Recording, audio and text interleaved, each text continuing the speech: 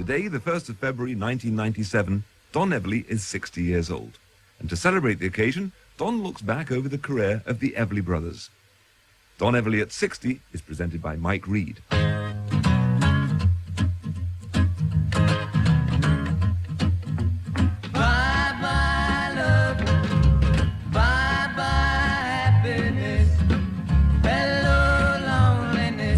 I think I'm gonna cry.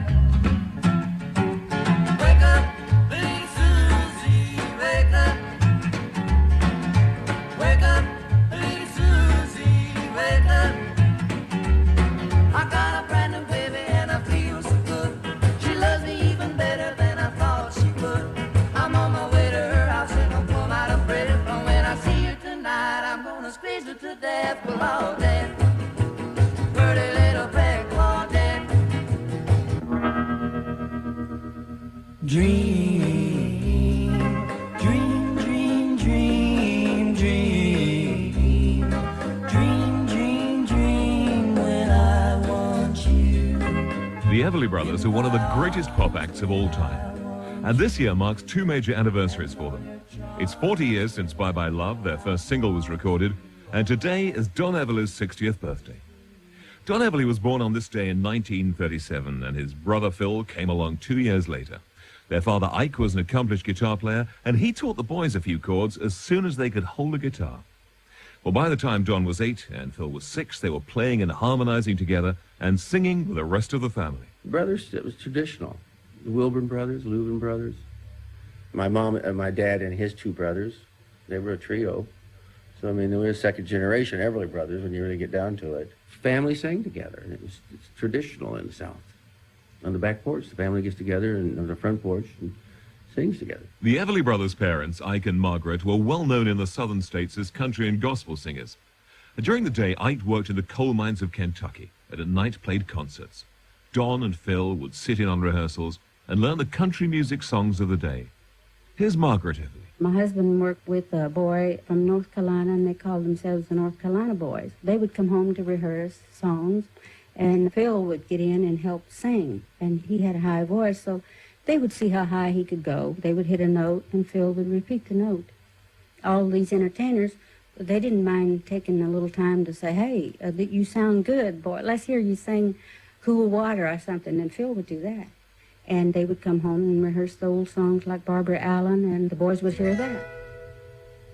'Twas in the merry month of May, when flowers were a-bloomin',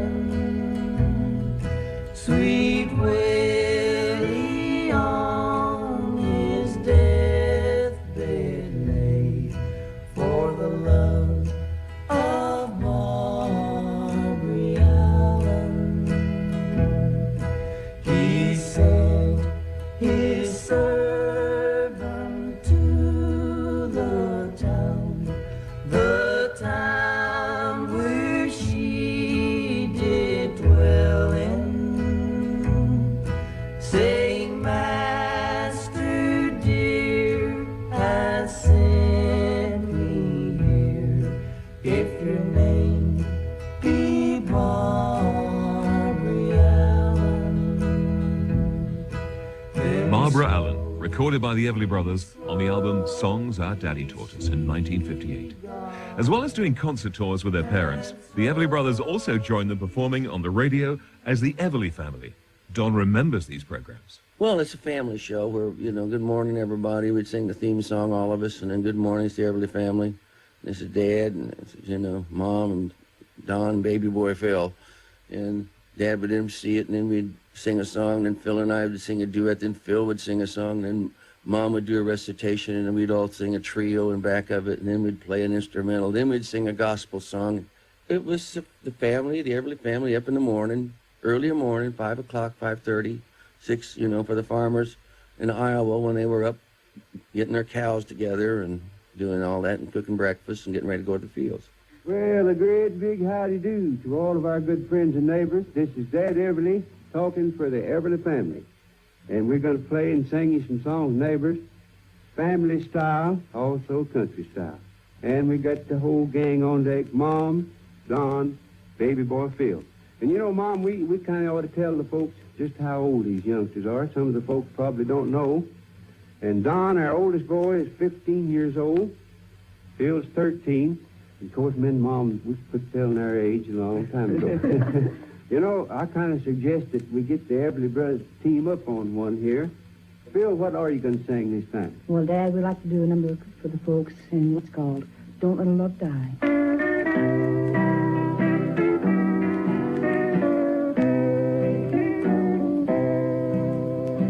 Someone stole you, my darling, from me.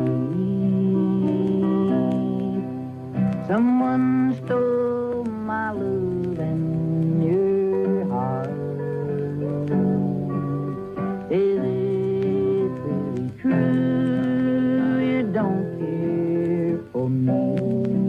Have you missed me since we've been apart? Oh, what can I do to make you? The Everly Family Radio Show broadcast in 1952 with Don aged 15 and baby boy Phil just 13. Well, by the time Don and Phil were at high school, they were pretty accomplished performers. Don was a big fan of Hank Williams and had decided that he wanted to become a country music songwriter. I was a big fan of Hank Williams, and he was right songwriter. All of a sudden, that just dawned on me that that's what and I was very fortunate. I got one published when I was about 17. Chet Atkins came to Knoxville, Tennessee, where we were working. Dad had been corresponding with him, and he invited us to Nashville, Phil and I. And I went over and showed him some of the songs. And he gave me some pointers. He really did, because I just heard the original song that was recorded, Thou Shalt Not Steal, by Kitty Wells back in 54, I think. And I just heard it again for the first time in 25 or 30 years, I forget. And I can't believe I really wrote it down. I'm going to have to call Chet up and ask him, how much did he help me?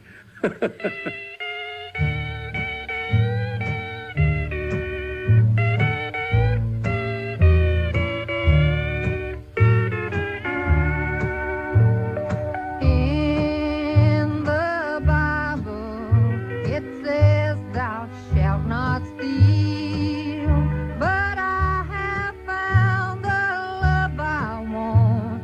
My heart knows that it's real. I found him in my best friend's arms. I stole him though I meant no harm.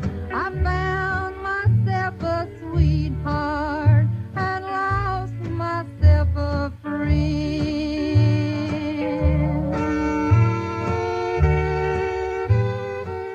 Kitty Wells, it was a follow-up to her, and we made enough money, I'll tell you.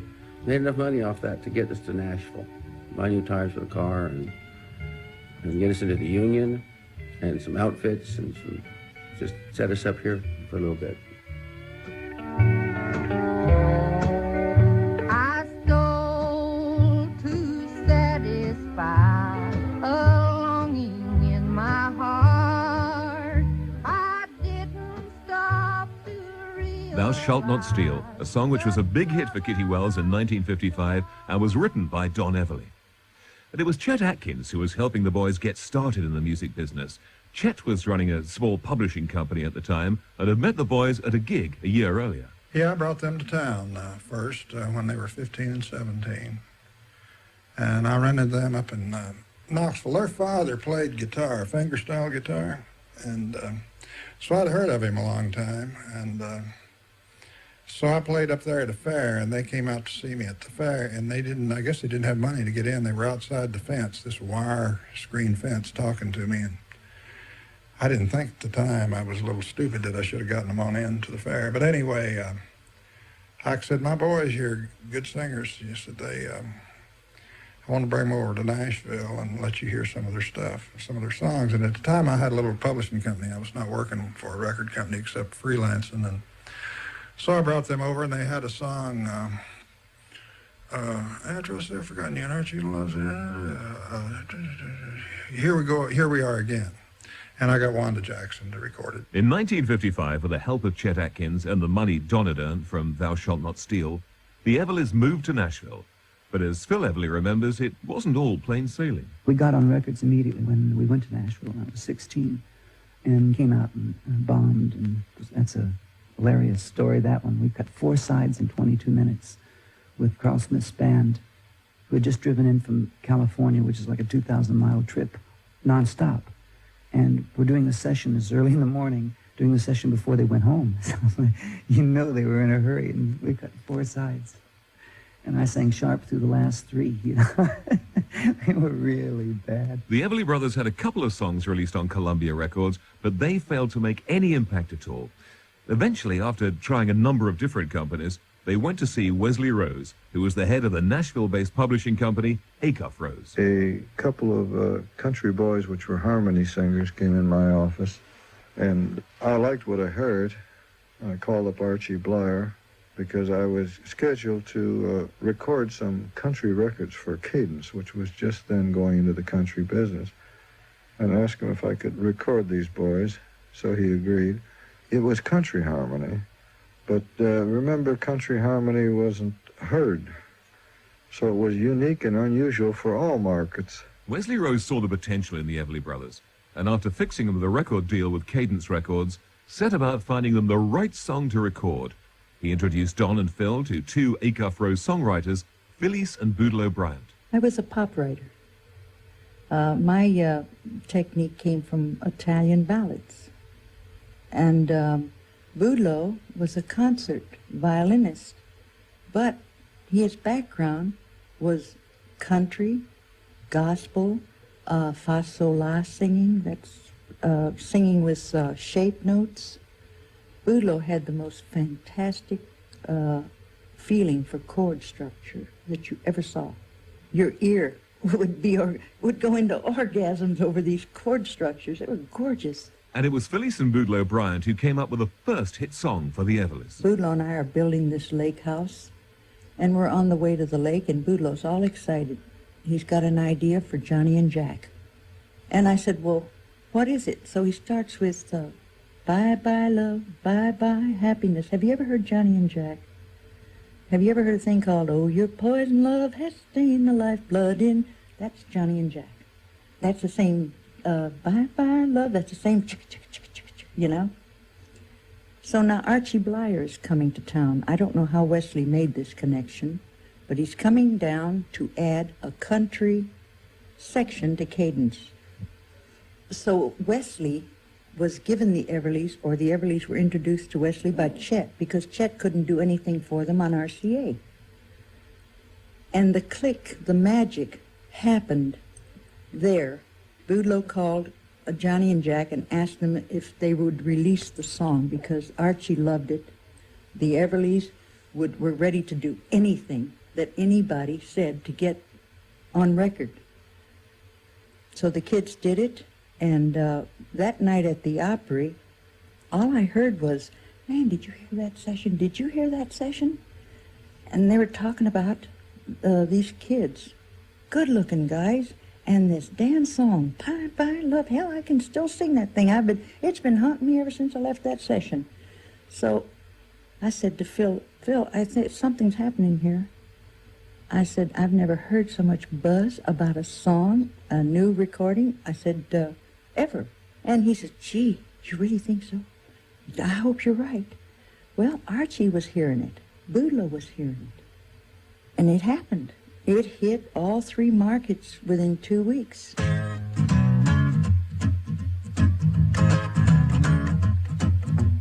Bye-bye love, bye-bye happiness, hello loneliness, I think I'm gonna cry. Bye-bye love, bye-bye sweet caress, hello emptiness, I feel like I could die. Bye-bye my love.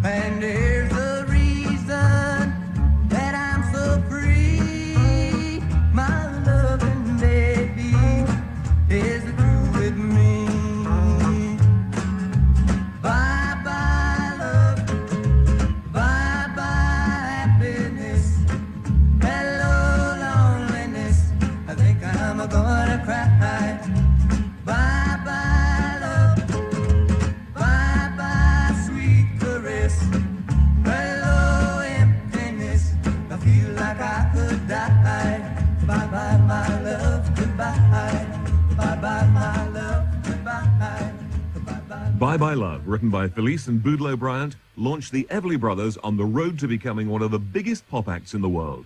And this song also helped Don achieve his lifelong ambition. I wanted to get on the Grand Ole Opry. And I realized that we weren't typically Grand Ole Opry material when I arrived here. I mean, I wasn't Hank Williams, and we weren't the Louvin brothers. They were typically the country sound. But Bye Bye Love changed everything. You know, just changed everything. From standing outside in the alley, we were on the stage. My life had hit the pinnacle. I was 19 or 20. Where's the girl? I've done it, you know. I have hit it. I couldn't believe it. First of all, we were also very, very popular. We would play the Paramount Theater in New York, you know, 4 or 5 shows a day, screaming teenagers throwing lipstick tubes and things at us and craziness and, you know, all that. But it'd come to the Opry. You'd go and you'd sing, and that whole family audience would roar at the end of the song, and we'd sing another chorus, and they'd roar again, and we'd sing another couple of courses, and it'd walk off, and the feeling was just incredible, because it was your people. And it was Don Everly's country music background, coupled with his love of rock and roll, that helped to shape the Everly Brothers' sound. The country harmonies added to the rhythmic rock and roll acoustic guitar became the Everly's trademark. Don Everly developed this guitar style after talking to Chet Atkins. I told him, I said, I'm really crazy about Bo Diddley's rhythms and things. This was like when I was a teenager, basically. And he said, I said, what do you think he does? And he said, well, he's tuning it differently. And so he showed me some tunings, G tuning. He showed me some things in the G tuning, which I took and used that as a basic for all the arrangement things in the early Everly Brothers stuff. And all the intros to Bye Bye Love and the fills and all that on Wake Up Little Susie's, all inspired by that. People would meet me and they'd say, what are you doing there? I'd still the tuning. He said, one of the little rewards I had in life, not too long ago, a few years ago, I was doing a fair date up in Canada. And this little 9-year-old boy was standing there and his cowboy hat on and things, and walking by, and Mr. Everly, you know, said, I have a question. He said, how do you do that thing in Wake Up Little Susie? I said, well, you got to tune it to G, put a capo on it, and get it up the neck there. And it's, you know, I explained it to him, and he seemed so relieved. Wake up, little Susie, wake up. Wake up, little Susie, wake up. We've both been sound asleep. Wake up, little Susie, and weep. The movie's over, it's 4 o'clock, and we're in trouble deep. Wake up, little Susie. Wake up, little Susie. Well, what are we gonna tell your mama? What are we gonna tell your papa? What are we gonna tell our friends when they say, ooh la la, wake up, little Susie. Wake up, little Susie. Well, I told your mama that you'd be in by 10. Well, Susie, baby, looks like we goofed again. Wake up, little Susie. Wake up, little Susie. We gotta go home. Wake up, little Susie. Wake up. Wake up, little Susie. Wake up. The movie wasn't so hot. It didn't have much of a plot. We fell asleep by Goose's cooked our reputation. He shot. Wake up, little Susie. Wake up, little Susie. Well, what are we gonna tell your mama? What are we gonna tell your papa? What are we gonna tell our friends when they say, ooh la la, wake up, little Susie. Wake up, little Susie. Wake up, little Susie.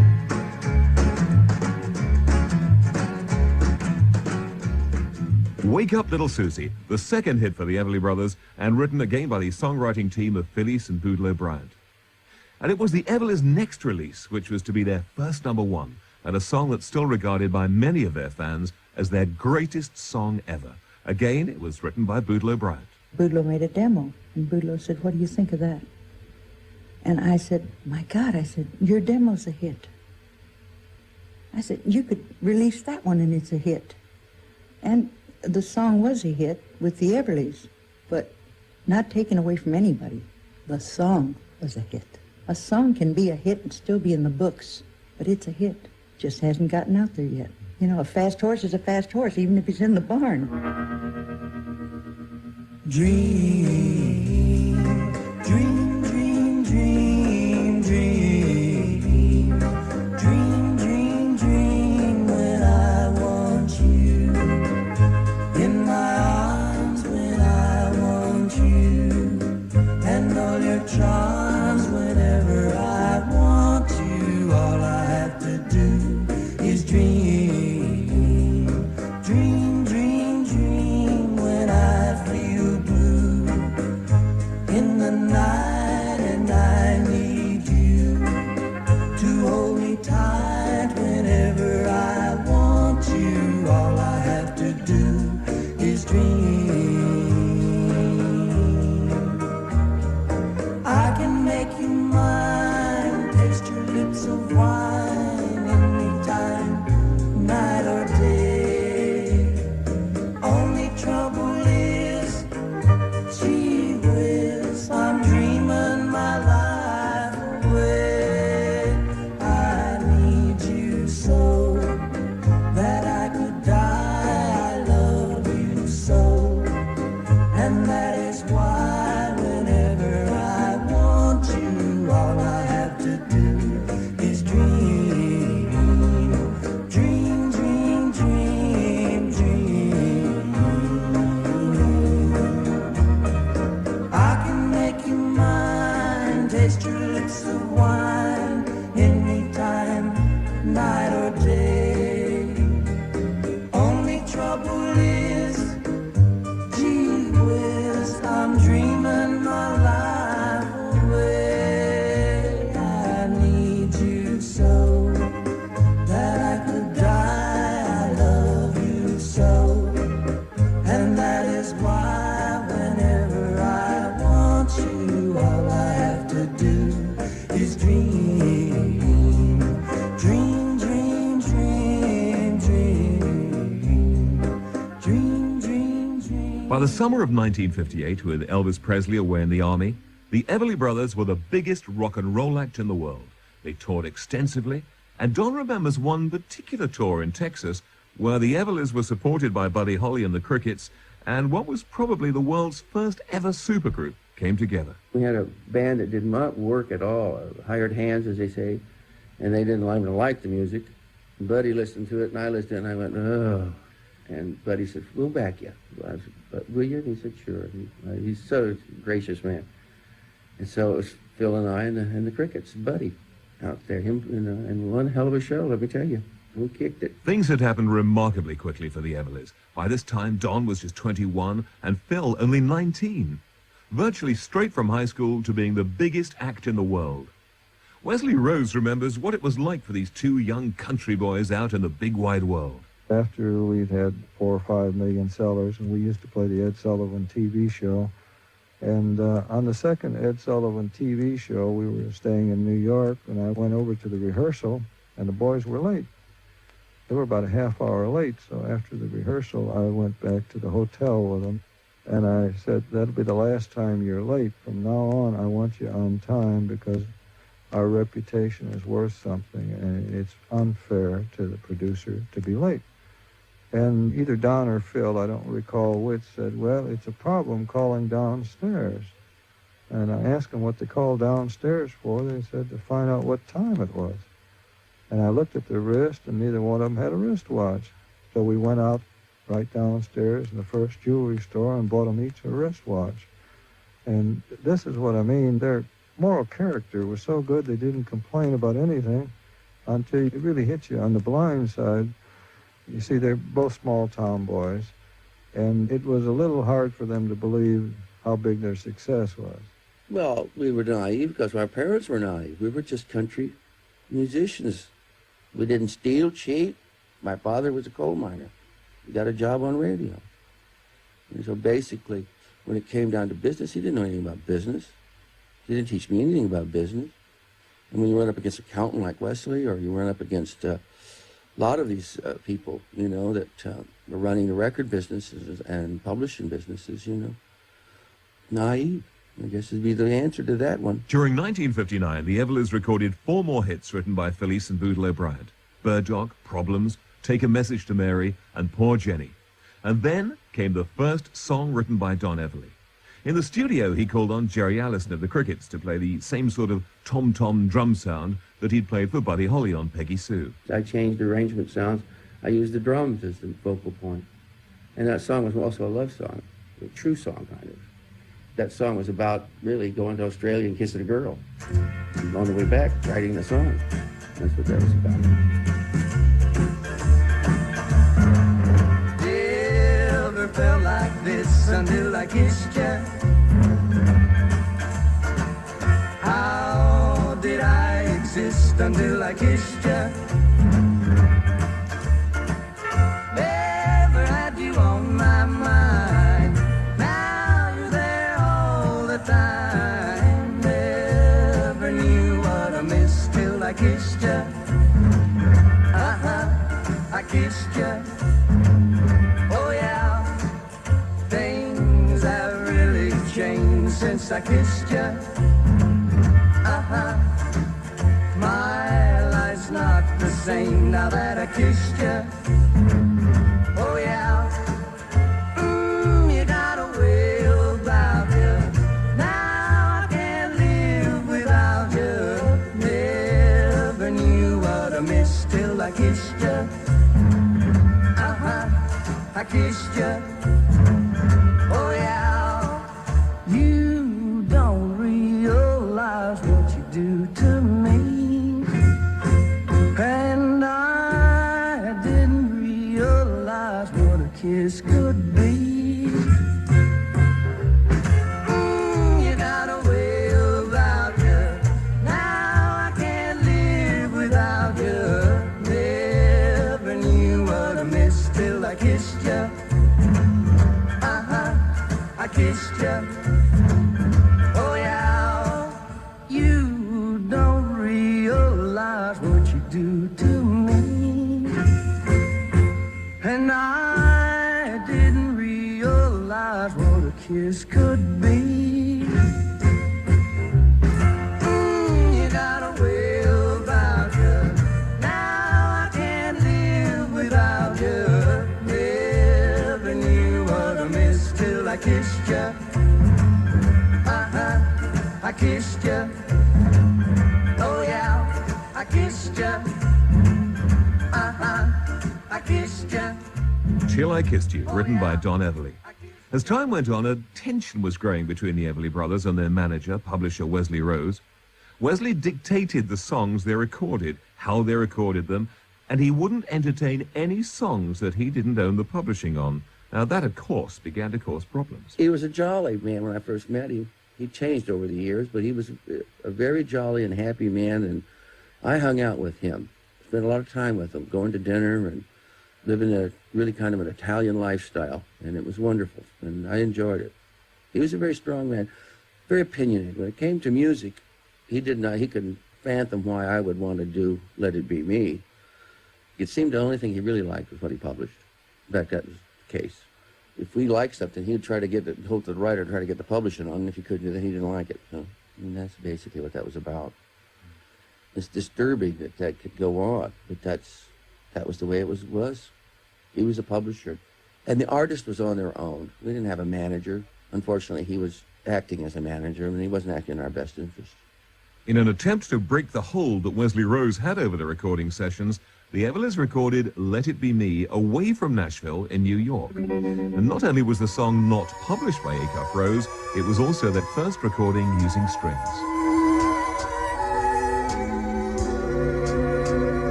I bless the day I found you. I want to stay around you, and so I beg you, let it be me. Don't take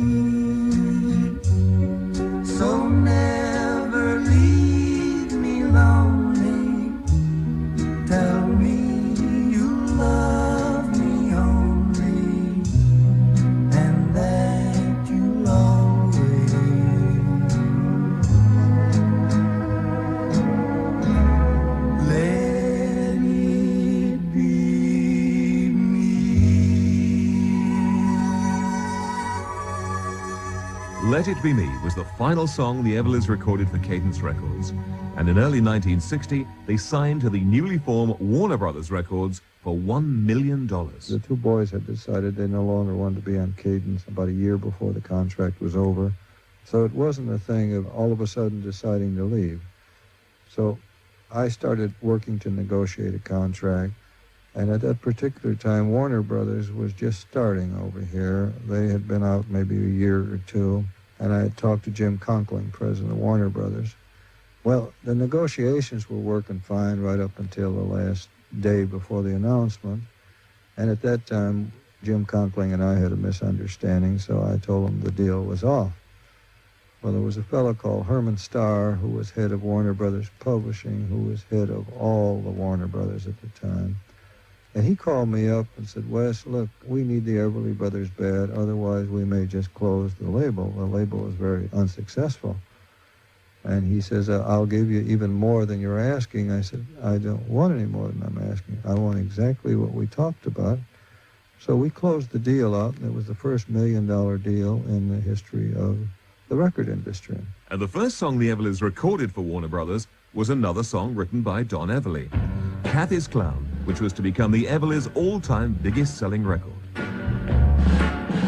Don't want your love anymore. Don't want your kisses, that's for sure. I die each time I hear this sound. Here he comes, that's Kathy's clown. I've gotta stand tall. You know a man can crawl. Oh, when he knows you're telling lies and he lives from passing by, he's not a man at all. Don't want your love anymore. Don't want your kisses, that's for sure. I die each time I hear this sound. Here he comes, that's Kathy's clown. When you see me shed a tear, and you know that it's sincere, don't you think it's kinda sad that you're treating me so bad, or don't you even care? Don't want your love anymore. Don't want your kisses, that's for sure. I die each time I hear this sound. Here he comes, that's Kathy's clown. That's Kathy's clown. That's Kathy's. As Kathy's Clown reached #1 in Britain and America, the Everlys started their first tour of Britain backed by the Crickets. Back in America, Wesley Rose was trying to shape their career in the same way that Elvis had been directed by Colonel Tom Parker, into the movies. Phil Everly remembers the screen test. They somehow managed to get a screen test. Wesley did through an agency, and it cost him a lot of money. At that time, it was about $25,000.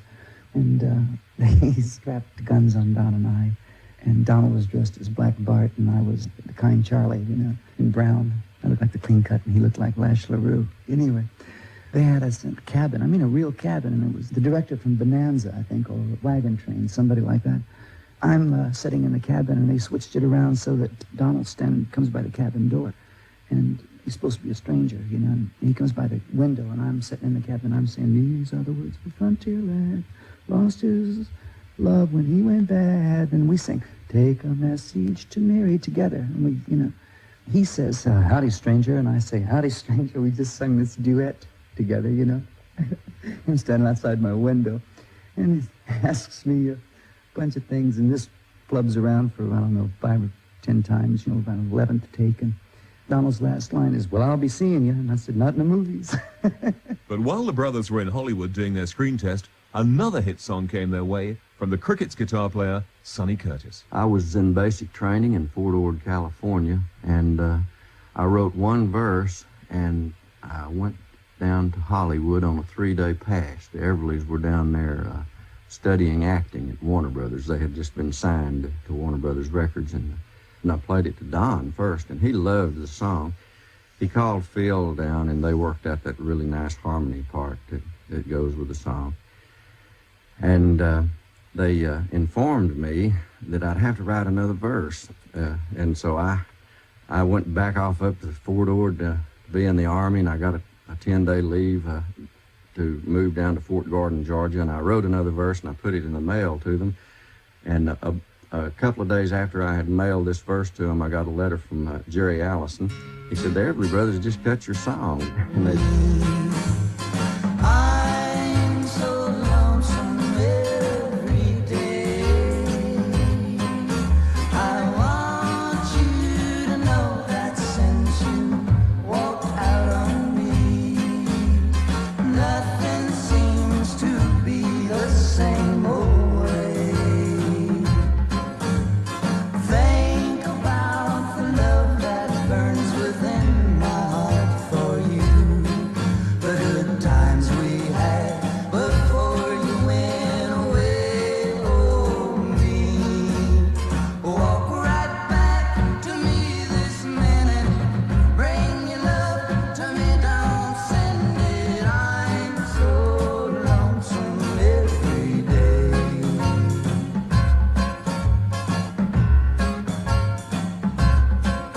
I want you to tell me why you walked out on me.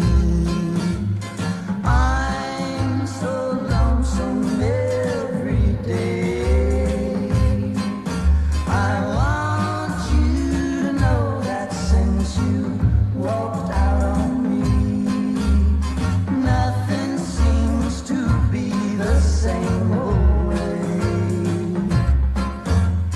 Think about the love that burns within my heart for you.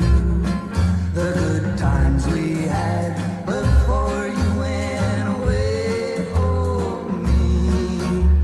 Walk right back to me this minute. Bring your love to me, don't send it. I'm so lonesome every day. I'm so lonesome every day. The Everly Brothers had by this time sold over 20 million records, but things were far from well. In an argument over material, they finally split from their manager, Wesley Rose. And the same thing that had interrupted Elvis's career was looming. They were both facing 2 years in the Army. We were going to get drafted, but the age difference would have put us out of commission if we'd have been drafted for 5 years. We wouldn't have been able to do anything. So the alternative was to get in the reserves and get our military obligation over with. So we joined together in the buddy system in the Marine Corps. That was quite a tumultuous period. 62, 63, the world was changing. Elvis was sort of off, and the English thing was beginning to bubble under, and then by 64, that all changed. And you had the baby boomers, groundswell of teenagers all of a sudden. And as usual, they want their own, music. Something 4 years earlier doesn't matter. They want what they hear in high school. And although the Everlys did record a few classic songs after this time, like Crying in the Rain and The Price of Love, generally the records failed to make much impact. They were seen as being a bit old-fashioned. The Beatles and the Stones had arrived, and they were off in the Army. And coupled with poor management, they slipped from being rock stars onto the cabaret circuit. I had a manager that would book me in any toilet between here and Hong Kong. Worked everywhere. Spent about 10 years on the road of really heavy road work. And wound up being a nightclub act out of it. Learned, played Vegas and all that. I've been everywhere so many times, I had to get them all mixed up. And life's too short to just spend it in an airplane or a motel somewhere. I wouldn't do it again. It was a hard thing to stop, too, because I went out on this tour in 1963, and I didn't get off the road till 73. And it took a lot to stop it. The Everly Brothers!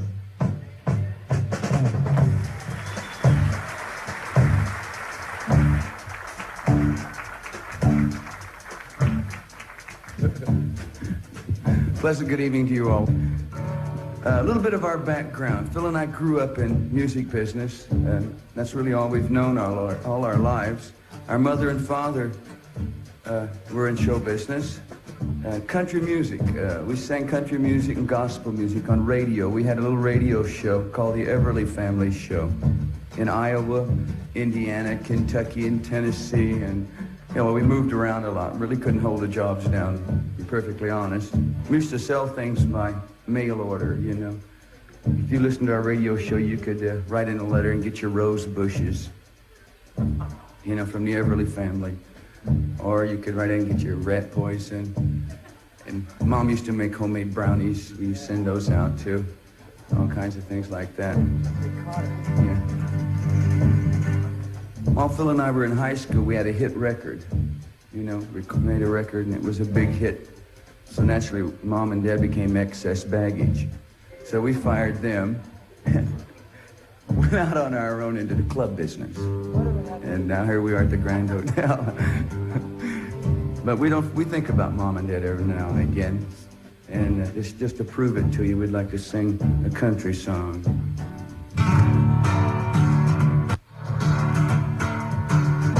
First thing I remember knowing was a lonesome whistle blowing and a youngin's dream of growing up to ride on a freight train leaving town, not knowing where I'm bound, and no one could change my mind but Mom and tried. One and only rebel child. The Everly Brothers in Cabaret at the Grand Hotel, Anaheim, California, in February 1970. The grueling round of 10 years on the road, 3 shows a night in this sort of venue, eventually took its toll. Increasingly, the brothers were falling out. They'd played together since they were at school, but now it was becoming impossible for them to continue to work together. Here's Don Everly. Well, it's impossible, I think. I don't know anybody's never done it for 40, 50 years. People used to run me nuts with, well, why don't you want to sing with your brother? I say, you got any brothers or sisters? Oh, yeah, but I don't speak to them. I say, well, let's just consider trying to work with them for 25, 30 years. Bill and I know each other really well. Probably closer than most people because they don't, you know, brothers, well, they get about 18, they go their separate ways.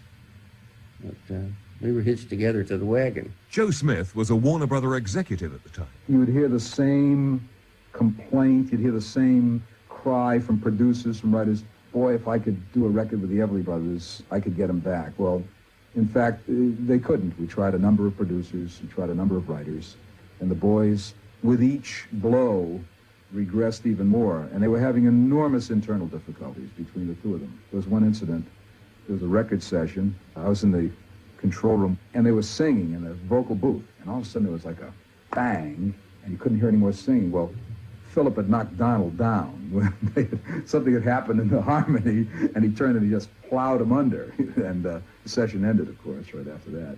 And they were constantly bickering.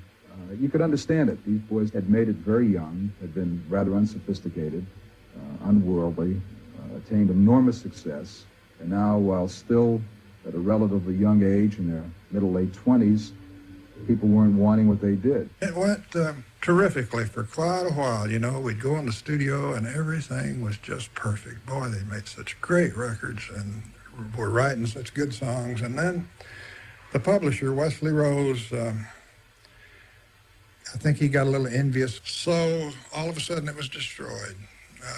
We get in the studio and we were all so tight we couldn't play because these people were all fighting amongst each other, against each other, and so it's sad. Joe Smith and Chet Atkins. Whatever the problems, things finally came to a head in 1973. During a gig, Phil smashed his guitar on stage and walked off, leaving Don to finish the show on his own. This was to be their last appearance together for over 10 years. Well, we were playing a week at Knoxbury Farm, and Donald had called me and said that he wanted to stop, you know, and we ought to take some time off from each other, you know, and I agreed with him. And that was going to be the last concert. And we had 3 shows to do that night, because that's what you do at Knoxbury. And on the first show, I think Donald just overdid the circumstances too much, and when I put my guitar down, and I did break my guitar on stage, but I put it down like you'd put down a weapon. I was through. That was enough for me. You know, the circumstances were too embarrassing, and I didn't want to do it anymore. I wasn't going to watch Everly Brothers go out in a sort of a half-ass way like that. And so I quit. I mean, it sounds like I quit, but I mean, it's something that Donald wanted to do, and it's fine.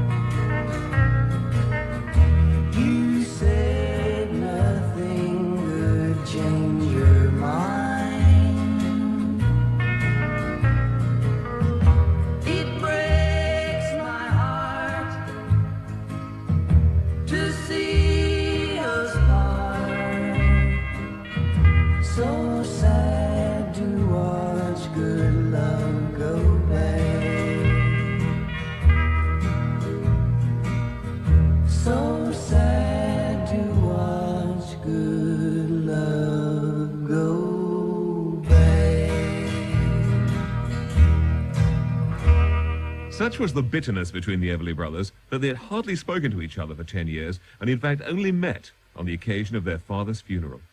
Phil lived in Los Angeles, Don moved back to Nashville. Albert Lee, the guitar player with the Everly Brothers band, had met Phil during one of the early tours of Britain.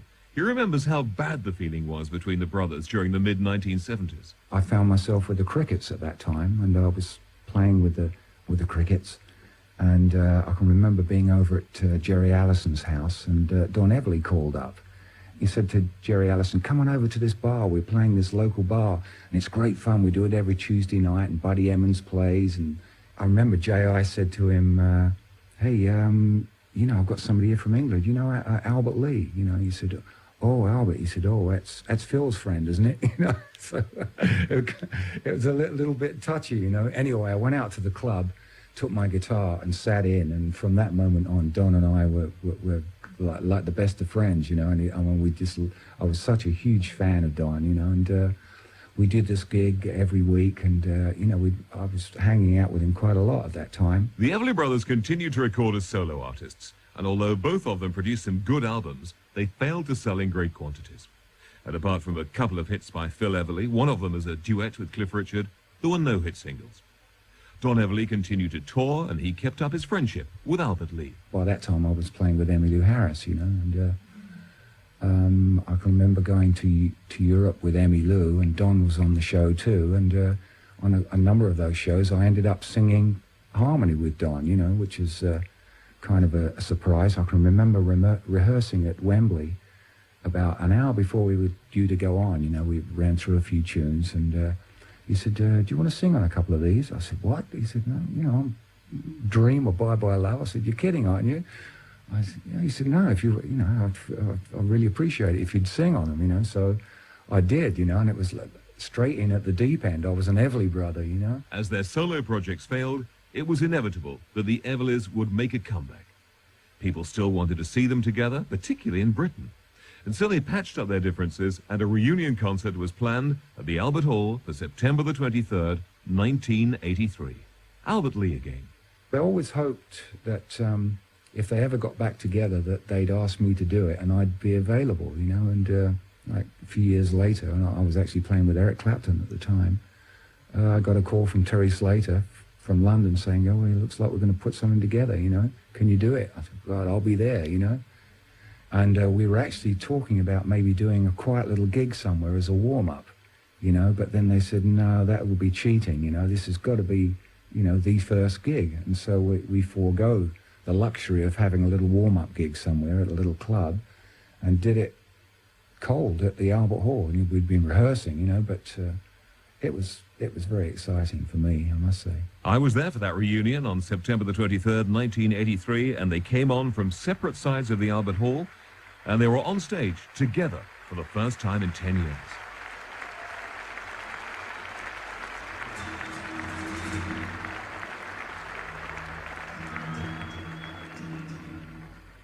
How you doing?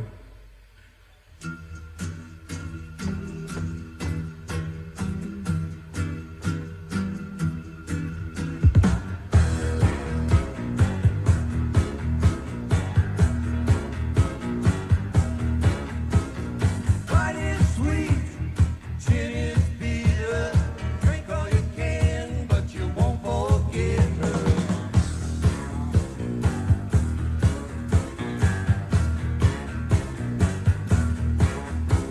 You talk too much, you laugh too loud.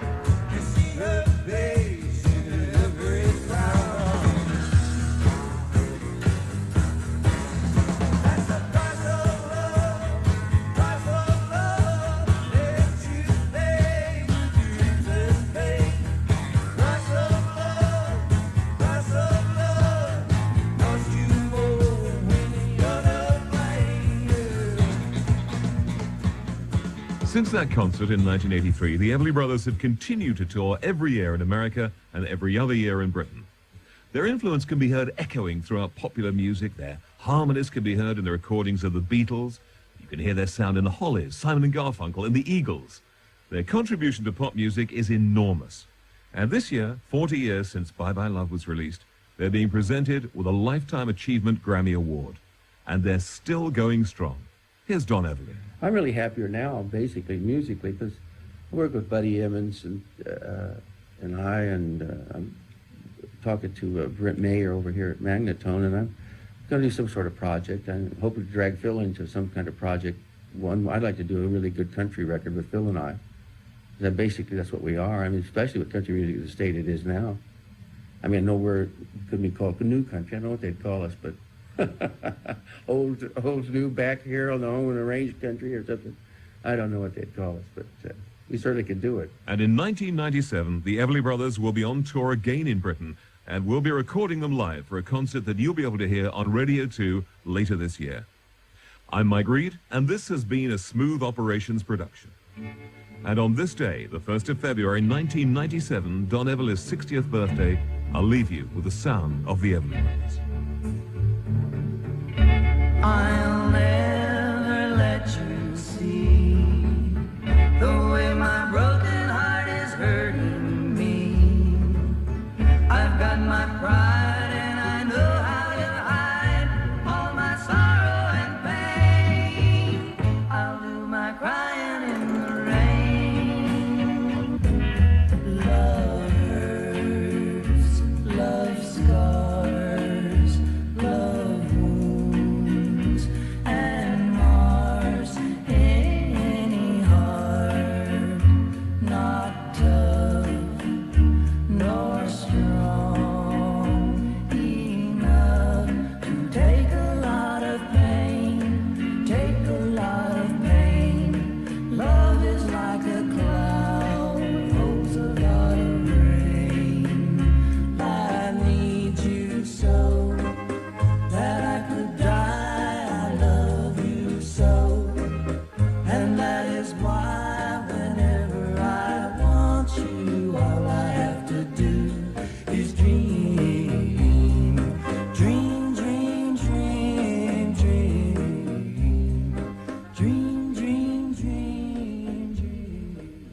88 to 91 FM, this is Radio 2 from the BBC.